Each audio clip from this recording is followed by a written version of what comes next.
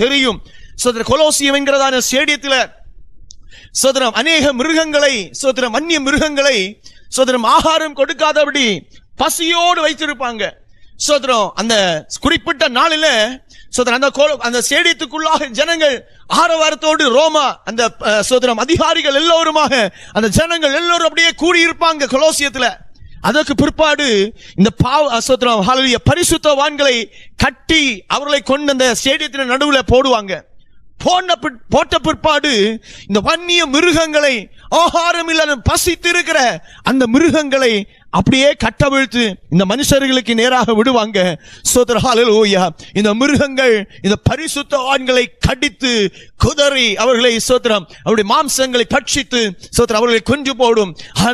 அவைகளை பார்த்து அட்டகசித்து சிரித்து சோத்திரம் ஹல்லேலூயா பரிஹசித்து கொண்டிருப்பாங்க அந்த ரோமா சாம்ராஜ்யத்தினுடைய தலைவர்கள்.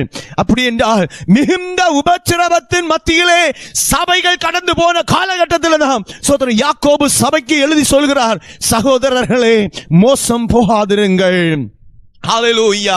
இந்த காலகட்டத்தை நாம் எடுத்து பார்த்தோம் என்றால் சுவிசேஷ விரோதிகள் அநேகர் பெருகி கொண்டிருக்கிற காலம், பரிசுத்தவான்களுக்கு விரோதமாக சபைகளுக்கு விரோதமாக பலவிதமான உபத்திரவங்கள் அழித்து விடுகிற காலமாக இந்த காலம் மாற்றப்பட்டு கொண்டிருக்கும் பொழுது கர்த்தருடைய ஆவியானவர் சபைக்கு பார்த்து சொல்லுகிறார், என் பிரியமான சகோதரர்களே நீங்கள் மோசம் போகாதிருங்கள் என்று சொல்லி ஆண்டவர் தெளிவாய் சபைக்கு தெளிவாய் சொல்லுகிறார்.